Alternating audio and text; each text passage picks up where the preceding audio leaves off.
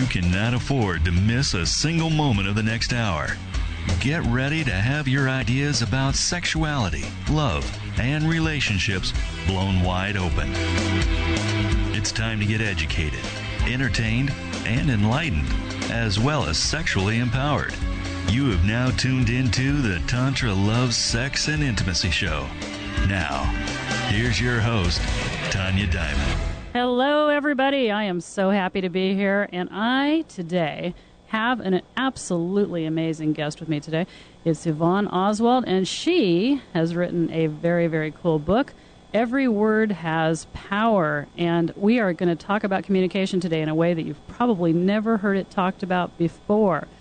Hello, how are you doing? I'm doing great, Tanya. Absolutely fabulous. Glad to be here. So your book, it's new. When did it come out? It's out? My book came out actually in March, and it went into a reprint within 2 months. We sold 11,500 copies straight off the bat, and it's due to go into another reprint, I believe. It's just going off the shelves like hotcakes. It's fabulous. That is fabulous. And I know you and I had a little conversation about the editing of this book, because this book is written in a positive way. Yeah. And most of us think, well, so what's the big deal of that? Right.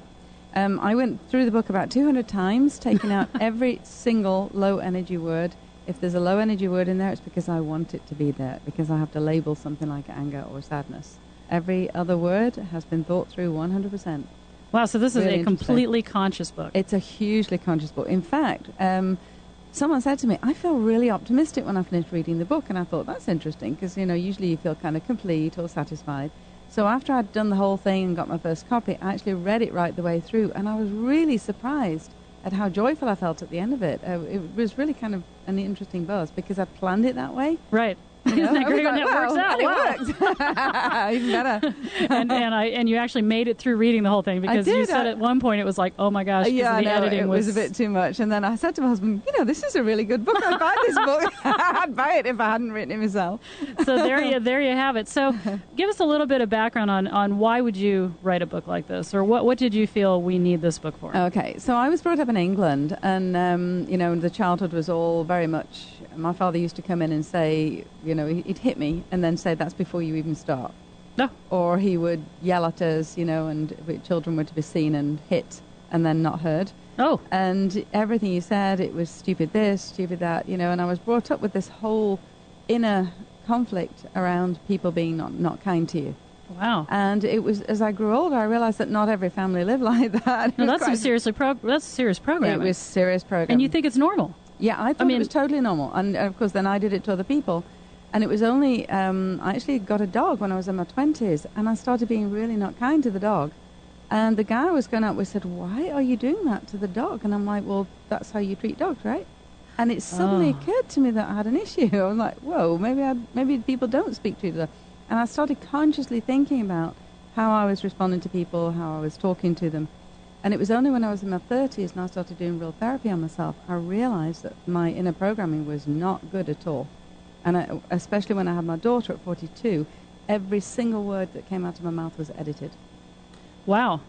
So that's how deep programming is. I mean, even though you consciously are aware of it, it's still coming through. It took 3 years. It took 3 years before it became unconscious. So, but there's a faster way to do that, isn't there? Yes. Now I invented a much faster way. Yeah, it's because cool. 3 years would seem a little daunting. Yeah. We can do it in about 2 weeks now.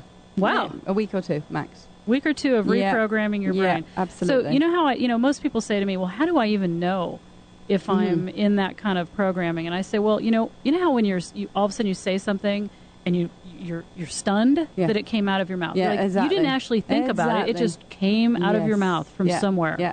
That's your programming. That's correct. Or if you do the same thing over and over again, like you're dating the same type of man over and over, and you keep thinking, I know that this is not working for me. Yeah, maybe it's not the men. Keep doing Maybe it's you. Maybe it's the choice. Oh, my goodness. Think about that. Yeah. So you've written this book about the influence of words. Yeah. And what I realized was, I'm doing my PhD in clinical hypnosis, and I realized that the mind is like a quantum internet, and it does a word search exactly the way as an internet does. So if you key in boxes, you'll get candy boxes, you'll get coffins. The unconscious mind and the internet has no way of judging, what the results are going to be. It just simply gives you results. Oh. So okay. if you say something like, if I say something to you like, don't think of a pink elephant, you have to think of a pink elephant. If I say to you, don't worry, then what do you think your unconscious mind is searching for? Worry. And what about no problem? Serious problem. And what about not bad? So people are saying, you know, oh, I've read The Secret. I think positively. I've been trying hard, and it's so difficult, and it's such a difficult thing to do. And they don't realize that they've just turned themselves and sent themselves in the opposite direction. Well, and the word try. The word try we use consciously to make sure that someone fails in hypnosis. Yeah. I'm going to try to do better. Yeah. Try means I'm absolutely not getting anywhere near the goal. What about? Yeah. I should. Oh, I should, and I could, and all those ought tos, and I kind of give in the book all the things that you need to clear out of your language so that you get supportive thoughts instead. Okay, so this is definitely a must-read. Now, because this is a show about Tantra, love, sex, and intimacy, let's talk about how in the world this could affect our sex lives. Right. So what happens is with someone who you're marrying or someone you're having a relationship with, is that you start out always, you know, oh, how wonderful you are, you're fabulous, and that kind of overcomes a lot of stuff. Because if you all the time saying, you make me feel great, oh, listen to you, you're wonderful, you look fabulous today, then what happens is that all the love strategies are covered. In about 6 months, though, it's, could you take the garbage out? What are you doing? You know, hello. And all the love strategies are gone. And what happens is then you have to actually learn what makes that other person feel loved. Yeah, and I've talked about that in my show, you know, answering the question, I feel loved when? Yeah. I feel adored when? Yes, exactly. I feel sexy when? Yeah. These are powerful statements that you need to understand how somebody else receives that. Yeah. Because most of the time we're just doing what we want to have done back to us. Exactly. Right? Yeah. You know what my husband does? What he does is when he feels that I need to be loved, he goes shopping for me and buys the groceries. Wow. Well, I know, and he makes me a meal. And so I'm like, and how does this help me? And he's like, well, because that's what he would like me to do when he would be loved. Oh, okay. So he wants me to cook dinner for him. So, when he needs love, it's like cook dinner and then he feels loved. He feels totally loved. So, you know, and now I know that, I will go and cook dinner when I want to. So, you know how many people are struggling out there right now with 61% divorce rate, 40 million sexless couples in the United States. Exactly. With just not knowing how to actually speak to one another? Exactly. And my husband is auditory. Now, we had huge knock-down ding-dongers until I realized that when he was yelling at me, you're not hearing what I'm saying, and I was yelling at him, you're not seeing what I mean. Oh. And then we realized, because I'm visual and I need to see it, and he's auditory and he needs to hear it, we started switching the language, and I would say to him, listen to me, I want to talk to you. And he would go, whoa, and be 100%.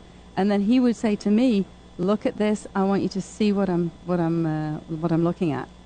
And suddenly it was like we were talking the same language. It was fantastic. Wow. So there are four different rep systems that we people view the world. See primarily, or hear primarily, or think about things. So people who are thinkers, they have to have it make sense to them. It has to it has to come to mind. It has to usually be in a process. Okay. And the kinesthetics, the feelers, the touchers. So my daughter is totally kinesthetic. She'll come in and she'll say, hug. You know, and in the middle of anything, she's 13 years old and 5'9", she'll come and have a cuddle on my knee. And she's kinesthetic primarily, with visual second. My husband is auditory and auditory digital, so he has to hear it and think about it. And this, you know, we're standing there with our lips out waiting for the kiss, and he's thinking about giving us a kiss. And he goes, oh, really? Yeah, I was thinking about that. You know? I was thinking about how much I loved you. Yeah, and you were supposed to just kind of get that. Yeah, you're supposed to get it. Yeah, you're supposed to imagine it somehow, yeah. So I can see where, if we start back, you know, I keep coming back to, of course, we're programmed from birth by our role models. Yep, or absolutely. lack of. Or they're all years. role models, even if they're lack of role models. It's all done before you're 7, including your sex strategies as well. Right. And so, wow, before we're 7. Yet we're waiting to talk to kids until they're 13, 15 about sex. It's too late. It's already done. Yeah, it's already done. Last time I said this, somebody advocated. So you're saying that we should be, you know, we should be telling our 13-year-olds it's okay to have sex. And I'm like, absolutely not. No. That's no way. But we need to be having language in a different way. So how would you talk to your kids about sex? I've been talking with Katie since she was literally born. Yeah. 2 or 3 years old. She was saying, what's this? And I said, well, you know, I explained about in her own language. Right. So even at 5, she's like, well, what's sex? And I said, well, when it's mom and dad, you know, cuddle each other, and I kind of explained in basic language what it was about. Right. She asked me what a condom was when she was 8, you know.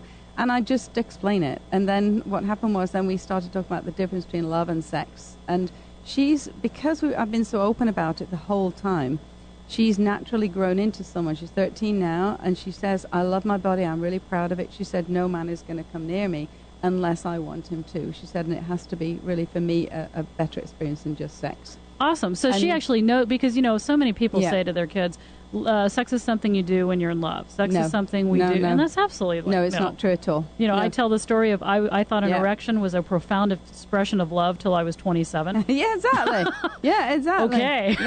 Yeah. That was craziness. Yeah, really. Because nobody ever actually talks about it openly. And she's formed her own conclusions because I've been very open about it. And we both said, my husband and I, we both had, sex without thinking about it, and it wasn't a great idea, and we were really honest with her. And she'd say, so what's the difference? And she really wanted to get a handle on it. Right. And now she's absolutely totally clear about who she is and what she is and what she wants. At 13. 13 years old. Yeah, and that's where you need to be, right? Because now your hormones are just everything. I talked last week about how your entire evolutionary design is to procreate at this age. Yes. Because your hormones are turned on. Mm-hmm. And we're not talking about that. We're just saying, oh, well, let's just pretend it's not there. Practice abstinence. You'll be fine. Yeah, and a friend of hers at school, actually, you can see quite clearly this girl's very promiscuous because she's had not a good childhood. And she drapes herself all over my husband, any man around, she's there, flirting with, not realizing that she's doing it even. And my daughter turned around, she said, she said, that girl's going to be pregnant before she's 16. She said, she thinks it's love. And I was like, whoa, that was really cool that you'd know that, never having experienced it. Yeah, she got it. Right. That she's actually looking for acceptance. This other girl is actually looking for acceptance and love, and she thinks that her sexuality is the commodity in which to buy that. Yeah, exactly. Yeah, that's really sad. It's it's out there happening. All the time. All the time. We throw sex. We all did it, didn't we? Throw sex in all at the kids' faces and say, this is this and this, and this is what makes you hot, this is what makes you attractive. So here's a word. I just used it, hot. I was thinking, how a lot of times men are always looking for hot women, which of course is implying that they want sex, that the woman wants sex if they're a hot woman, right? Yeah. But the reality is that's not true, because what we visually think of as hot women in the United States, those women are so worried about their bodies most of the time that when they come see me, all they can say is, I don't like sex because I'm worried that I don't look good enough. Yeah. Maybe we need to change our wording around that. Yeah, really. But hot comes from within. I mean, hot is what you feel and how attractive you are. You know yourself. If you're walking down the street and you're feeling great, the guys are looking at you. If you're not feeling great, they're not. Well, I tell people that I'm not the classic American beauty, but when I'm in my own sexual energy and arousal, when you're in the zone, absolutely, men are going, wow, what's going on right there? Exactly. So what are some words, sexual words that we could change that you might have thought about with your daughter? Like I advocate using honoring words when we're talking about our body parts. And I don't know, do you know anything about Tantra at all? Yeah, I'm a little bit, not much. And the language of Tantra is Sanskrit. Yeah. And we use words like yoni, which means the sacred space. Yeah. I mean, how empowering is that? It is. It really is. For a woman to own a sacred space. I say that, and you can see it in workshop, women just kind of, their whole body changes. Yeah, they feel good about themselves. And for men, the lingam or the vajra is the wand of light. Wow, is it? Yeah. Fabulous. How cool is that? That is really cool. I didn't know. Now, that one I didn't know. I knew the other one, but whew. So, I'll have to tell my husband he's got a wand of light. That's right. Honey, you have a wand of light. So in Tantra, he could use his wand of light for pleasure or for healing. Yes, exactly. And wow, that is incredibly great. It is. It's a whole different way of thinking about it and looking at it. And so I encourage people to start using, being sexually enlightened and sexually empowered does not mean, I'm capable of throwing four-letter words around with abandoned. Yeah, exactly. People talk to me constantly about how elegant my languaging is around sex. Yeah. And that's because it's supposed to be honoring and empowering. And so, like the words breasts. That's an extension of our heart chakra. Yeah, really. Breasts, right? Exactly. We nurture and love from this place. Yeah. So I say, men, the rack and the tits can stay home. Yeah, exactly. Start helping women to feel awesome about their bodies. And, even though you might think it's corny to begin with, it helps, right? And, even the language we use with our children, just using the basic words for the body parts instead of giving them, not very weird, nice, strange not very nice euphemisms. Yeah. The woochie hacha kacha. Yeah, exactly. I know, because I know my mother used to smack our hands every time we went near anywhere, Really? Oh, yeah. Very English thing to smack your hand if you go anywhere near your private parts, you know. Down there. Yeah. Ooh. Exactly. And it soon stops you doing things. It's quite interesting. Well, in sight anyway. It's not really going to keep you from doing it in the private. No. I don't know. It does, you know. Really? It does inhibit you. Yes, because you think of it in a not very kind way. So you could be anchoring and imprinting negativity on that body part. Totally. Yeah. Yeah, and when parents have shame around their bodies, exactly, then they imprint that, even if they don't say it. So here somebody said to me, well, what if I just don't really say anything? Oh, it's there. The body language is 55% of the communication, and 38% is the tonality. So 55%. 55% is the body language. So even if someone's doing something and the body language changes slightly, the child will pick it up straight away. Because when we're born, you have language. We're not using language. No. What we're using is body cues. Correct. So I always say that the first sexual wounding takes place. Yeah. You're changing your baby's diaper. Yeah. It smells. Yeah. You crinkle up your face. Yeah. And the baby imprints negativity or yuck or disgust on their second center, on their sexual parts, right? Unless you do a big laugh about it. Right. Unless you go, woohoo, that's a really smelly one. Yeah, exactly. And then the baby laughs too. Right. And so that's a joyful place. It's a fun thing. It's like, whoa, we did a good one. Yeah, exactly. All right. And so, wow, there's parents out there thinking to themselves, oh, my God. Yeah, exactly. What have I done to my children? Exactly. And the reality is it's never too late. No, you can always change it. Right. So you have a son, a daughter now that you've done these things to. What can you start doing? What can you start saying? You go to them and you simply say, I've been thinking things through. I want you to help me understand how you view things. What happens is if you ask the child to help you, they are really interested to help you get better. In doing so, they actually start thinking differently about it themselves. Wow, do you think we could do that with our spouse too? To say something like, I need help understanding how you view something?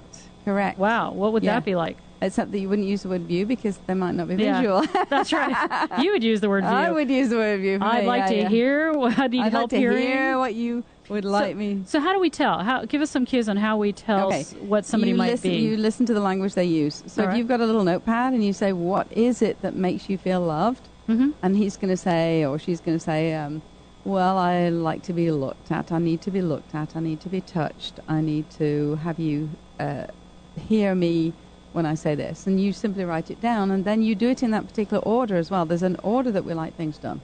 It's the same as selling. I teach a lot of selling classes to real estate, to various people. Right, that's a selling strategy. It's selling strategy. How you do one thing is how you do everything. So the way you buy your T-shirts, the way you like your sex. Really? Yep. Wow. So I look at I look at the blouse. I have to feel it, and then maybe I'll look at the price. So when I'm having sex or someone's trying to get intimate with me, I want to be looked at. Then I want to be touched. And then we need to talk about the price. The price, yeah. No, that would be good. The bargaining. There's always a price, right? There's always a price. So I'm trying to think about how I buy a T-shirt. I walk in, definitely look, because I'm looking for color. Yep, me too. And then I definitely have to feel it. Yep. And I don't really care about the price. Yeah, you're the same as me, exactly. Same strategy. Now, my husband will go in, and he wouldn't care about the color, wouldn't care what it looked like. Sometimes he comes home, and I go, "What were you thinking?" He goes, "Oh." Yeah, he goes, "I wasn't." And then all he'll do is it serves a purpose. If he's going for a gym shirt, if it'll serve a purpose, it doesn't matter if it's grey, if it's ugly, whatever. It's going to keep him, cool during gym. That is completely interesting. Yeah. Gary, what about you? What do you have going on? What are you doing? He's over there going, so do you, Gary? Gary, how do you buy a T-shirt? When you walk in to buy a T-shirt, what do you do? Do you look at it? You're talking about like this? Yeah. I just go and buy a package of T-shirts. So it's totally, completely just off the cuff. Do you think of the price? Not too much. Size? They're never, the size, yeah. The price is never too much anyway for T-shirts. What about pants? Price. So price first, and then does it have to feel good, or doesn't it matter? No, because I know what size I need. I just go and buy them. But if the price is bad, then I'm not going to buy them. Okay. I think it's ridiculous on what they charge. So what is Gary? Right. What do we think Gary's doing? Order to digitally thinks about things a lot. So sexually, so he'll plan things sexually. You plan things sexually? Spontaneous, but the spontaneity comes with the just going and buying. But it has to serve you mentally. It has to have a good mental picture. Yeah, I guess so. I never thought about it. Yeah. So when you choose a girl, what do you look for? Well, I'm married. I know. Well, when you chose the girl. when you used to choose girls, what were you interested in? It's been so long. I don't know.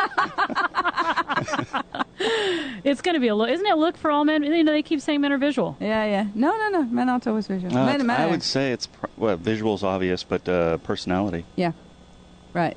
So it has to. Yeah. So there has to be that inner attraction, that thought process.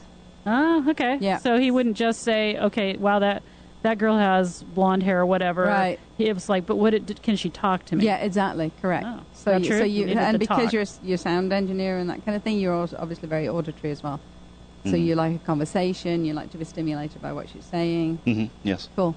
Well, there we go. Yeah, I put Gary on the spot. Gary's awesome. Thank you, Gary. So with your wife, what you need to be saying is you need to be talking nicer to me. You need to, let's have a really good conversation. Sure, I'll go home and say that tonight. Yeah. Does she ever listen? She could be listening to this show. No, she's at work right now. Uh-huh. So we can. So it's everybody has one of these patterns, though. Yes. Yeah. And it's literally a 3-step process. And Usually 3 you steps. explain that in your book. Yeah. Okay, so if we get the book, we can say, all right, then this is... Yeah, and you can work out your own strategy. If you go to my website, you can actually fill in the little 10 questionnaire. Oh, very nice. It says free. So if you go to the website, and your website it's globalwelcome.com. GLOBAL welcome.com. Globalwelcome.com. And on the left, it says free info on the little things at the side. Right. It says free info. You go in, and it says rep system test. And there's 10 questions you answer, and you find out how you do your system. So this is like, everybody thinks that love is the reason to have a relationship. And, even if it would be the reason, it certainly isn't the thing that keeps a relationship going. No, not at all. Relationship management. Sense of humor is huge. Yeah. Well, sense of humor, that's very true. But, relationship management, I think this falls under that. Yeah, it because does. if we're all mucking around trying to figure out... Yeah, that's right. You're saying, well, I am loving you. Yes. I don't know why you don't get that I'm loving you right now. Yeah. I do think you're attractive. How many times do I have to tell you? That's right. And if they're just not hearing it or seeing it or feeling it or thinking it, they can't get it. So I have a really, really good example of that. A few weeks ago, I was thinking I'm going to really do something special for my husband, and I know he loves massage. So I set up the massage table, and I did it all beautifully. I got the candles, put them nice aromatherapy oils, and I went downstairs, and it was about 10:05. And I said to him, I've prepared you to have a massage. And he said, that's really great, thank you. He said, the golf's just started. He said, and it's on for an hour, and it said it's the last one in the series, and I really wanted to watch it. And I just said, fine, 11 o'clock will suit me fine. And I had to think, this man has a logical sequence. It would not be logical for him to leave the golf, which he's looked forward to all day, and go and have a massage. So instead of you taking that personally. Correct. The old me would have gone, excuse me, I've done this for you, hello. Right, exactly. Forget the massage. Yeah, forget it, buddy. Yeah. And it was like, I don't think so. And I thought, you know what? That's fine. I understand what he's doing, and I understand his system, therefore, why would I take it personally? And he loved it. So then he was able to see what he wanted, and then come up and fully be present in getting his massage instead of thinking... Instead of resenting me that I'd taken him away from his golf, even though he wanted the massage, right? So it had to be... The old me, it had to be on my timing when I wanted to do it. So if I'm doing something for him, obviously it has to be on his timing. So this is incredibly valuable information, and we are going to talk a lot more about this when we come back. We are going to take a quick break, and we'll be back with Yvonne Oswald and me, Tanja Diamond, the Tantra teacher.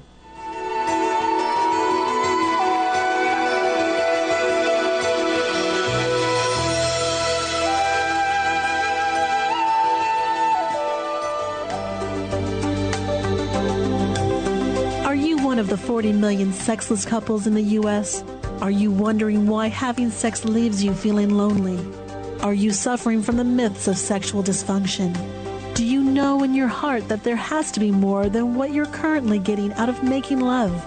To rid yourself of sexual ignorance, get more out of your lovemaking, and find out more about spiritual sexual connection, then you need to check out www.thetantrateacher.com to receive your free copy of the ebook called Secrets of the Tantra Teacher. Don't suffer another minute without the sexual loving and ecstatic bliss you were born to receive. Get to www.thetantrateacher.com right now. That's www.thetantrateacher.com. This is ContactTalkRadio.com. Consciousness in action. Is your sex life non-existent? Do sexual dysfunctions leave you soft? Is internet porn getting more than you are? Or are you paying more attention to porn than your partner? Have you tried talk therapy and it got you nowhere? You are not alone. You can be freed from sexual shame, guilt, and dissatisfaction. A visit to the Tantra Teacher is in order. Call now and mention you heard the Tantra Teacher on the radio and get a very special offer. Stop waiting for a miracle and call right now. 206-276-2735. Phone consultations or in person will get you the information you need to be successful in your love life. But you have to call now. 206-276-2735. Stop making excuses. Call the Tantra Teacher. 206-276-2735. Be part of the show. Call now at ContactTalkRadio.com at 1-877-230-3062. So, yes, calling the show is something that is always an incredibly fun thing to do because you can call in and get your questions answered. And you can ask either one of us if you have a specific question. Right. You can call the show, and I believe the number is right up there. It's 877-230-3062. Woohoo! So we're back. We're talking about words and the power of words. And actually what I'm having a great time talking about is can an AD, auditory digital and a visual have a successful relationship? It's not easy because the visuals will notice everything that's not working. The auditory digital typically won't. And someone who's auditory won't either because if you ever know anybody who doesn't do eye contact well, they're usually auditory. And it's not that they're not doing eye contact, it's they've got their ear to you, so they're listening 100%. So if you're somebody that needs somebody to look at you and you don't feel heard unless somebody's looking at you, you'd be totally frustrated with somebody that's wandering out there that has their looking off in the distance. You think they're spacing out. Yeah, my friend Robert is totally auditory, and he will talk to me, used to talk to me, and he used to be totally turned away. And I'd say, Robert, please look at me. Then I realized he wasn't even understanding what I was saying when he was looking. Yeah, because my ex would constantly yell at me, you not listening to me. Yes. And I'm thinking, dude, I can repeat back every single word you said to me in 10 minutes, but I'm off doing something. Yeah, exactly. And so that was a big source of frustration. And wow, I just think about the magnitude and how we could actually get along in relationship better. Yeah. So this would become something good to know actually before we even maybe went out. Would this be a good reason? I mean, who hooks up well with each other? The same type of people or? Yeah, really. Yeah. Except that, my daughter's kinesthetic, absolutely, and she absolutely knows she's looking for someone who's a hugger and a kisser. Right. There's no way. I said, please don't marry someone who's auditory digital. Because we have to remind my husband to give us a hug. Literally. We'll say, I would like a hug now. Oh, okay. So he's happy to do it. He's really happy to do it. He's really happy to be reminded. He just never thinks to do it because he's not kinesthetic. So you can't, like you said, we come back to that. You can't take it personally. No, not at all. So can he change? He's changed because he's made it part of his strategy. He computer programmed it. Yes, he computer programmed it. So now my process is I get up, I hug, I go on to the next. So that can change. Absolutely, he knows that part of his program is when he sees me for the first time in the day, or when he comes in from work, or if he leaves, he gives me a hug and a kiss. And that's fine. That's great. So actually, those guys, the ADs, can be very changeable. If they want to, they can add it into their program. And you just say, put this in your program. This is what needs to happen next. It's like, okay, they'll go along with it. They won't see the logic of it, but if they love you, he will say to me, listen to this. He'll go to me. Now, I don't understand why you're asking this, but I understand it's important to you, so I will go along with that and do it. Well, that's awesome because then you feel loved. It is awesome. And you have to then accept that. Yeah, and you kind of go, did I win that one? But here's what so women then, like in touching and sexual touching, a woman feels like if she has to say, I need you to touch me longer, then of course that he's not doing it because he doesn't want to do it. Yeah, and then if you have to ask him. Yeah, and then a guy takes that as criticism as well. Well, there's that too. Yeah. But if he doesn't, and he does it longer, then the woman's questioning whether he's doing it because he wants to or because she wanted him to. Yeah. How do you communicate around that? Yeah. Is there effective ways? You have to basically talk about it before you have the sex. So you shouldn't talk about it while you're having sex. No, not really. It needs to be, or afterwards, can I give you a little bit of feedback next time you do it, and the feedback sandwich is really, really useful here, right? So let's talk about the feedback sandwich. Let's say. So that is, darling, I really love you, and I really love it when you make love to me. What I would like you to do differently is da-da-da-da-da-da. Has to be pretty specific. Really specific. Yeah. And altogether, I'm really, really glad you're really open to change, or I'm really glad we're in this relationship. You put a third sentence in that kind of caps the whole thing together, and what's in the middle then goes into the person's unconscious mind, and they do it next time automatically.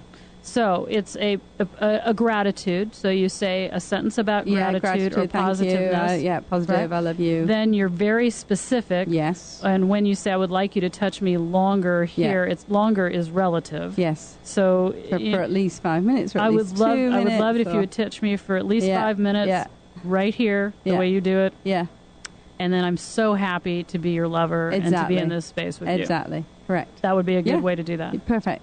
All right. Yeah. And so... Because what we normally do is, I love you, but you need to do this, this, this, and what this. does but do? But is like, boom, straight in the face. So it negates the sense everything. It brings up all the childhood stuff when mother did it too. So there's words we need to be careful about. Oh, yes. And really. but is one of them. But is one, try, absolutely. Should. But try, yeah. What are some of what other big ones? You can replace but with and, actually. That and works really, really well. That's an and world. It is. Yeah. Actually, I spoke to a girl the other day, and she said what she'd learned to do was people used to bring her work, and she'd say, I can't do that, but I can get to it on Friday, and then she'd get their reaction. Now she says, I can't do that, and I can get it to you by Friday. And they go, oh, thank you. It's totally different. What a different reaction just from not using the word but. Okay, so we should get out there. So okay. We've got our language. We've got different personality types. Or different internal representational systems. Yeah. Is that? And you call it rep. Rep systems, yeah. Okay. Internal rep systems, yeah. That we can have. So, picking somebody that is close to ours, you said was a good thing. Yes. Or not. Yes. Yeah. What would be the challenges of two visuals? Two visuals is that everything would have to look good, or it would have to, one of them may be more visual than the other, and things would have to be perfect. So, for instance, because I'm visual, I'll make myself look pretty before we go to bed. And we'll go careless. And I'm saying, do I look good? Yeah, you always look good. But if you were two visuals, would you just go on about how great each other looked all night? Yeah, you look probably. great. Oh, baby, you look good. Yeah, exactly. Baby, I look good. Do we look good? You'd have the mirror all really. around. Oh, yeah, get the mirrors on the ceiling. Right, ceilings and the walls. Yeah. Okay. All right, so... we now understand, and hopefully, because I've done several things about this on different shows, about the programming of the subconscious mind, about how language really works. Yeah. What about self-talk? I mean, here's the thing that men keep asking me. So I understand that women need to be beautiful to their men on an evolutionary level. In other words, evolutionary designed us to... There we have some music. We have some music here, Gary. Just in my headset? No, I haven't. So I understand that women need to be beautiful evolutionarily. In other words, we were designed and programmed to attract our mates from beauty. That's right. So it's not just that we're all self-conscious, and I mean, media's playing to that. Yeah, really. The society's playing to that. Yeah. But even more so, if we don't feel attractive to our mates, we just lose. We figure they're not interested, and we lose interest in the relationship. That's and right. we might start looking elsewhere for somebody that sees us as that. Right. But what happens when a woman can't accept, she isn't hearing or seeing that the man is actually telling her that she's attractive and she's beautiful? So she needs to work on herself. So, I mean... it is all from within. So what does that look like? Is she's just playing a loop, self-talk in her mind? Yeah. What's going on? Can you kind of lead me through Well, I mean, my father used to just turn around if I was looking in the mirror and say, look at you, how ugly you are. Wow. And that was as a teenager right the way through my teens. That's horribly devastating. Yeah, I know. I mean, the language in my family typically was really not good. And it took me a long, long time. I mean, I look back at picked photos of myself now in my 20s and I go, whoa, I was stunning. Wow. And then people say, but you're still good looking now. And I go, I am. And of course, it's like I have really, really good self-esteem, but there's that little doubt at the end of the day that you're not as beautiful. And it's on those days, what I do is I'll look in a mirror and I'll actually say, gorgeous, you're gorgeous today, and really start talking to yourself. I'll put body cream on. That really helps. Actually touching your own body and connecting with it again. Have you ever done any pole dancing? That's fantastic. Pole dancing is Pole fun. dancing really works to make you get really into your body and feel good. Well, about because we yourself. not only we need to do reprogram our minds, but Yeah. we need to have cellular memory about these things yes, too, right? correct. Yeah. And Yeah. especially if you've The been muscles. hit or abused, Yes, or that correct. type of thing, you've anchored, like you're Yes. getting your hand slapped Yeah, exactly. before you touch Yeah, yourself, exactly. that type of thing. Yeah. So, body work. So, I mean, and, you know, where can people go? I mean, obviously you can do this yourself. I am a sexual healer, so I Yeah. actually do Yeah. body work on people that's Yeah. honoring and sacred, Yeah. reestablishing the You know, holiness. even simple massage will help. So you know, getting a massage from your partner so that you actually get back in touch with your body, because that's a loving touch without a sexual. And what happens Okay, is so then no, you, but I do want to know. See, but what happens a lot of the time is, as women, how many times have you heard? Well, maybe you haven't, Yeah. but I've dated a lot. yeah, Let me give you a back rub, yeah, and it's not really about giving me something; it's about getting something. yeah. So we do need to separate that out, right? Yes. So there's times to give. There's a tantric ritual that we have, a giving ritual to each other, where you set aside an hour and a half Yeah. for your partner. Yes. And it's all about them. And That's even fabulous. if you're Yeah. turned on giving them Yes. something, you don't do anything. Correct. I tell people don't have sex Yeah. for 4 Yeah. hours or whatever after. Yeah. So you can totally allow It's that person to separated, yes. receive. Yeah, even doing a hand massage or a foot massage, that takes it a bit. It's a caring thing without it necessarily being sexual. So as we well. need to be touched not only by our lovers as lovers, but by our friends, Yeah. by our relatives, Yeah. by people, because Yeah, we're touch exactly. deprived, right? Yeah. Totally. Yeah. Totally. I mean, there was that study in the 60s with monkeys. Remember that one? Oh yeah. Oh yeah. And they deprived monkeys of touch, and they all died. Yeah. I mean, I know it's serious, and Yeah. do you think it's? I mean, I think it's really weird here in the States that we're big into the take the baby out of the womb, throw them in a Yeah. carrier, throw them in another separate I thing know. in a car seat, and I know. yeah. I do a lot of work with the therapy with people who are born and put in incubators. And what happens is they don't get the touch that they need that first 3 weeks, and they really feel isolated, and it's unpleasant for them to be touched, because every time someone came to touch them, it was to put a needle in them. Oh, Really interesting. You can go back as far as that. so there's a lot of anchoring to be re-anchoring Yeah. or unanchoring and then re-anchoring or that's something right. like So that. in hospitals, I mean, if you've had a baby and the baby's in an incubator, do everything you can to get in touch. And of course, that face-to-face contact is really important Right. too. The eye contact the first 3 weeks Yep. is one of the most essential things towards intimacy. So, and then intimacy, and of course, we have a society that's having problem with intimacy. Yes. Yeah. And this might explain it. Yeah, exactly. Because it's an anchoring process where the baby learns that a smiling face with two big eyes is a really friendly, supportive environment. That's why we go hi to babies and do the baby talk. Right. And it's that high pitched voice also is friendly too. So the non-threatening. Yeah. So when we come into people that are saying they're having intimacy problems, and people think intimacy and sex are the same thing, Yeah. and they're No, totally not at all. not even remotely similar. Yeah. What are they wanting when they want intimacy? They're wanting someone to notice them. There are two things. There's food and water and the essentials that you need, the covering. The other two things are sex and So happy to hear you say that. and acknowledgement. Sex and acknowledgement. Yeah. Sex and actually to be noticed. Okay, so intimacy is It's part like of that being noticed. Yeah, for me, I feel loved when yeah. somebody wants to completely pick apart my thoughts and how I Yeah. feel about Yeah, me something too. and what I'm, Yeah. why do I feel that way and how Yeah, I'm thinking yeah, about yeah. that. So Yeah. what most people would consider prying, Yeah. of course, which That's is your I'm really good foreplay, at, right? which is it's foreplay. It is exactly. foreplay. Yeah, no, I agree. Right, and so I wonder Yeah. how many people out there Yeah. are thinking that, Yeah. feeling that way, and to me that's intimate. And then if somebody reciprocates, Yes. like I want to ask them, so then that's really tough when you're with somebody that finds that like prying. Yes. Right. And You know? then, so don't bother going out with someone like that. There's no point. It's not going anywhere, because if that's your strategy, Right. I mean, one of the reasons I was attracted to my husband was because we could have hours of conversations, and he was the brightest person I'd ever met. I was 41 when I met him, and I loved his intelligence. You know, and that was the same thing that I least like about him now, because he'll think about having sex instead of actually doing it. But you've learned the strategy of helping him along with that. Exactly. You have to learn the strategy, and if you can learn the strategy, then you can go. And part of me thinks, gosh, I shouldn't have to do the strategy. I shouldn't have to plan it, or well, why not? You know, you plan well, everything because else, Cinderella, you know. because of our Cinderella myth, exactly, right? it that is. the man is just going to come off. Yeah, the he's gonna automatically know that you want to drink because you're licking your lips. Yeah. Well, a woman would. Yeah. A woman would immediately say, "You want to drink, darling?" And he'd say, "How do you know that?" And she'd be gasping on the floor, and he'd say, "Why are you on the floor?" So we can't resent that. No. That's just the way it is. It's just, you know. All right. They're not programmed that way. They're programmed to protect and look outside of the relationship, not necessarily inside. The woman's programmed to look after the babies, look after the husband. If we go right back to the cavemen. Right. And so I tell people, you know, women, the whole thing about relationships is that men get into relationships hoping they don't change, and women get into relationships hoping they do. Oh, yeah. So somebody asked me about this on an interview the other day, and I said that part of the issue is that women are created to see potential. Yeah. Right? Yeah, I mean, I because agree. if you raise a child, you need Yes. to be able to see the potential of that human being. Yeah. So no, though we're not raising children when we're having a relationship, we're still wired to see the potential in our mates, right? Yeah, and the mates are really, men are usually really truthful.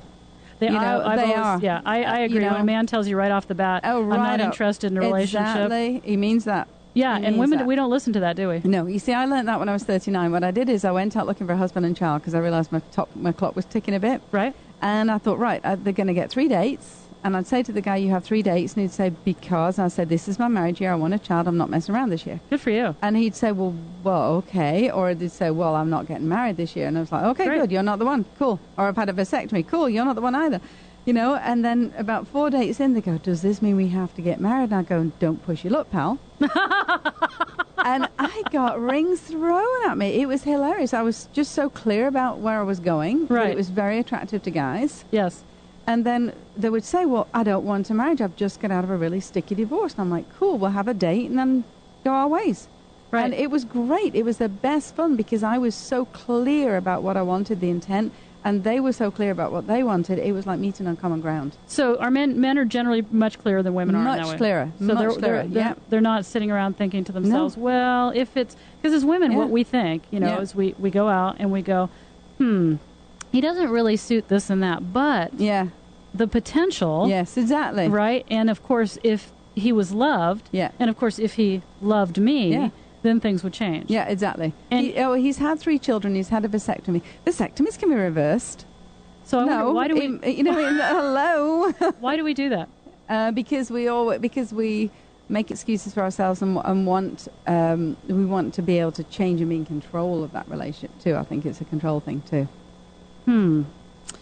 Yeah, and men say that, you know, that some women are controlling and things like that. And I wonder, you know, because I always think about my own motivation around control because being Tantra is all about learning how to manipulate energy. Yes. And if you can manipulate energy, you can manipulate anything. Anything, yeah, exactly. Which is super scary, isn't it? Yeah. Yeah, but I have to think about really, really why is it I'm saying this? Okay, so the words are the same thing because you can use words to empower or you can use words to destroy. Yes. Yeah, 100%. And if you have that kind of knowledge, you have to have ethics, exactly. integrity behind that, and questioning self. Yeah. To me, life is about questioning myself and self-growth and trying to figure out what it is that I'm about. Yeah, exactly. And men don't have that kind of need. Okay, so a lot of men don't. Yeah, I mean, obviously, and we're just talking grand stereotypics here, right? Because huge, you know, obviously, there's people on either end, like my friend Craig. I went out with a lot of guys before I was 14, and it was interesting. So I did say in my last show that I think it's really important that people state their intentions about what they're looking for. Yeah. I'm actually creating a new thing called Tantra speed dating. Yeah, and it needs to be within 3 dates. You know what I learned in my 39th year, which was fabulous? I knew on the first date whether I was going to see the guy again or not. And whereas before, I would go out with someone, go out with them 6 months, and maybe after about 6 months, I'd say, you ever thought about having children? How ludicrous is that? It's ridiculous. And you know, on the first date it would be, hi, do you want kids? Do you want to get married? And he'd go, no, yes, or whatever. So you don't think men are intimidated by that question if you want to get married? Not at all. So you're not saying, do you want to marry me? You're saying... No, they'd say, what are you looking for? And I'd say, I'm looking for someone really special this time. Because I want it. And literally when I was wanting a baby, it was like, I want a child. And they would immediately say, yeah, me too. eventually, or it was a me too eventually, hey, let's go to a second date. If they said, I don't want children, I would not make a good father, I had to start believing them. Yes, I tell women all the time, men will tell you what's going on in the very beginning of the relationship. First, second date, they'll tell you everything. You will, if you just pay attention and actually believe what they're saying. And your job is to actually believe that, as opposed to, oh, I can change that. Well, we've got some serious reprogramming to do on all sorts of fronts. You know, it's like, wow, that we have just been programmed to all the wrong things. Yeah. So, 61% divorce rate, 40 million couples sexless. Yeah. There's a reason. Yeah. And you know what? I think part of it is we look for in a mate what we haven't healed in ourselves. I know. I have read so many books, obviously, and so many theories on what it is we're doing, looking for mates. And when I talk about, we run into procreational chemistry, and that's that hot chemistry where it doesn't really matter if anybody's listening, because nobody's listening. Yeah, seriously. Right? And that's fun. Yeah, that's a lot of fun. And all these different reasons. And I think we're confused societally about what it is. We still have that good girl, bad girl thing. Yeah. And if we don't, women tend to go the extreme the other way, which is woohoo, when it's not realizing, of course, that we release hormones in our body. Yes. So you went on these 3 dates. Yep. So you'd keep those platonic? I mean, you wouldn't have sex with people right away? No, but we get, kind of, if there was chemistry, I'd be kissing them and all the rest of it. But I would be going out with like 5 guys a week. And I'd say, I'm going out with someone else tomorrow night. And they'd go, with another man? I'm like, yeah. Like, is there a ring on my finger? Do you have me tied down? No. So that takes a lot of confidence. Yeah. And it became so easy because one guy was teaching me golf, one guy was taking me to the cinema. And after 3 dates, you decide whether you want to carry it further. If you want to carry it further, you start thinking, okay, well, I'll just get rid of everyone else. Let go. So 3 dates was your magic number. Yeah. Yeah. And then the 4th date, it would be like, are we going to go a bit further here or not? I had a 3-month rule for a while where I would date somebody. I wanted to see, because sex is my life, and I wanted to see what would happen if I pulled sex out of that arena. And I would say to the man, and I was doing the same. I was doing about 100 dates a month. I was like crazy dating. Yeah, it's fun. And it is for a while. It is a blast. It's exhausting after a while. True enough. You stop having to call everybody honey. But exactly. But I would say to the guy, I just want you to know right off the bat that I'm not going to be having sex with you. Yeah. That I'm waiting for a while to have sex. So if your primary interest is seeing me and having sex right away, then that's not going to happen. Good idea. And they were always like, like they weren't quite sure to believe me. But they'll still go along with it. Okay. And they'll take it as a challenge. Sure. Yeah. Because the pursuit is a good thing. Really cool. And then I would say at the end of a date, wow, you're really hot. If I felt like I really have great chemistry with you, I think you're amazing. I'm still only going to shake your hand. And because I'm not even going to make out or kiss you. Yeah. Because that just gets me engaged. And once I'm engaged that way, I'm going to have a relationship with you that's sexual. Yeah.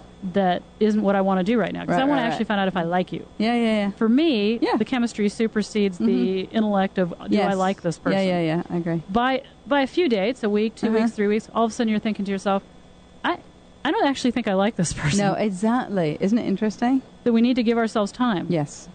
Yeah. How do we, but then we create serial monogamous. That's why we need to keep sex a little bit out of it. I think you really just got to say to whoever you're with just exactly that this is what I want to do. This is why I'm doing it. Is that okay with you? And it's okay or not. And if it's not okay with them, then they're not on the same page as you and they're not willing to actually work at it. So I think then self-esteem has got to come into a huge thing, because does. some women are so amazed that somebody asked them out. Yes. That they feel obligated that this might be the only one. Yeah. Yeah, and I know when I was in my 20s, I was 120 pounds, I had blonde hair down to my waist, I looked great from the pictures I saw, and I used to go with a girlfriend to the clubs in the evening, and she was very plain Jane, she was like 5'2", really plain, and she used to get all the dancing, and I used to be standing there thinking, what is it about me that's not, happening? And I went up to a guy and I said, would you dance with me? And he said, oh God, yes. And I said, why didn't you ask me? He said, you look like you might say no. Oh. So it's that approachability as well. It's that smiling face. It's that, flirting with the eyes. It's like you've got to give out the signal that you're available to. Well, you see, and this is where people come into trouble, because a lot of people are incongruent with what they want. So people that want to be in a relationship generally are. And people that say they want to be in a relationship and aren't, they generally have a reason they're not. Exactly. Is that true? Yeah, and they'll make a lot of excuses. Right. They don't have the time. They don't have this. They're exactly. too ugly. I've never been the classic beauty. I have never ever wanted for men or dates. Right. I mean, absolutely. That's just because I like to be in a relationship. Yeah, exactly. Wow. Well, this has been like pretty amazing stuff. And I'm sure in most interviews you don't get to usually talk about most of this stuff. No, we don't right? get to talk about sex and drugs. It's great. I told her, good. You got a new book coming out, and we want to talk about that. And I said, but we're going to talk about sex, and we're going to talk about love and intimacy and relationship. You said on the break that you'd actually thought of something differently too, because we'd been talking. Yeah, just even talking and thinking about my husband, and even just the strategies. I'm actually going to think through and work out what his strategies are particularly, because I vaguely know what his strategies are, but I absolutely don't know literally, like minute by minute, what will make him. So you're going to go back to your book, and you know what? I'm going to go back to him, and I'm going to say to him, when we first met, what was it that you found attractive about me? That's the key, is when you first met. What's that first initial strategy? Because and he'll say, my need is to look pretty. So I'll say to him, what do you like about me? And he'll say, I like that you're intelligent. I like that you're well known. You've written a great book, and you love traveling and helping people and healing people. And I'm like, and he says, what else do you want me to say? That I'm pretty. He's going, but that's really superficial. I'm like, yeah, no. I want to be a sex object. Let me please be a sex object too. Yeah. So you could put I want to be, say I'm pretty up on all the say I'm pretty. Say I look good today. Yeah. Very nice. So really, it's like if you go back and say, what was it that first attracted you to me, and write it down, because that same strategy will still be here right now. Writing it down. Write it down. There's some power about that, isn't there? Yeah. I mean, if you sit having had dinner with someone and say, tell me what you like about me now, and tell me what was attractive about me when you first met me. I want to make notes, because I want to I want to work something out here, because and I want you to help me work my thing out too, because we need to communicate better. And guys will say they want to communicate better. They want to get closer. They do. They do. They really do. I'm a big man. Yeah. I think you're the same way. I'm a huge man's advocate. Yeah. Yeah, really. I have to say that. I mean, I love men, and obviously. I feel sorry for someone being married to me. Right. I mean, because I'm pretty demanding, and it's but unabashedly? Yeah, totally. In every direction. I want this, I want that. He even says he's sorry he trained me to do that, because I used to go around the house and knock the Christmas tree, and he said, just tell it like it is. That is excellent. So you're here in Seattle doing what? I am at the Boeing Parapsychology Conference on Saturday and Sunday. I'm doing the keynote speaking on the Saturday, and it's free, so come along, everyone. Oh, free. Free to get to hear free you on the speak. Saturday, and I'm teaching a workshop for 4 hours from 10 till 2 on the Sunday. And we're going to learn how to release a negative emotion in less than a minute. Excellent. Which I invented. I'm nominated for a Visionary Award, and we're going to do the whole thing about language, how to change your self-talk, how to bring success in every area. Okay, and you give me your website. It's www.globalwelcome.com. Globalwelcome.com. Global, G-L-O-B-A-L. And the name of your book is Every Word Has Power. Every Word Has Power. And I'm Tanja Diamond, the Tantra teacher, and I have bunches of classes coming up, and you can get to my website at www.thetantrateacher.com. We'll get you my free ebook. We'll get you signed up for all my emails and all the goodies I have going on. I just had an amazing conversation with Darren Jacklin, the Mega Manifester, the world's Mega Manifester. 2-hour conversation recorded on my site. And if you get to thetantrateacher.com and sign up, I will get you that for free. It's my gift to all those listeners out there. And as always, we're going to be talking about more Tantra, love, sex, and intimacy next week. We're going to be talking to a man who has dated a lot, who's willing to talk about sex on the radio with me. And that's going to be juicy and quite a lot of fun. So we look forward to seeing you next week. And thank you so much, Gary, for being here with us today. Thank you much, Yvonne Oswald, for being with us. Thank you for having me. It was great fun. You guys go out and be amazing. Yep. Bye. Bye. You have been listening to the Tantra, Love, Sex, and Intimacy Show with your host, Tanja Diamond. Don't miss next week's show at Thursday at 1 p.m. Pacific Standard Time. Until then, visit our website at www.tanjadiamond.com. That's Tanja for more information on workshops and classes.